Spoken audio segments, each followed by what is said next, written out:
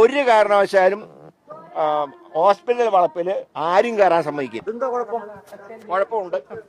ആ തീരുമാനം UDF സർക്കാരിന്റെ തീരുമാനമാണ്. ഞങ്ങൾ ഇംപ്ലിമെന്റ് ചെയ്യും.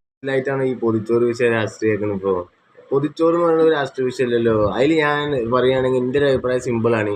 10 ആളുടെ വിശപ്പാക്കറ്റാൻ ആര് സഹായം ചെയ്ത് കൊടുത്താലും അത് ഏത് ബാനർ ചെയ്ത് കൊടുത്തു ഓർക്കത് പരസ്യപ്പെടുത്തി ചെയ്യുന്നുണ്ടെങ്കിൽ അവർ ചെയ്യട്ടെ.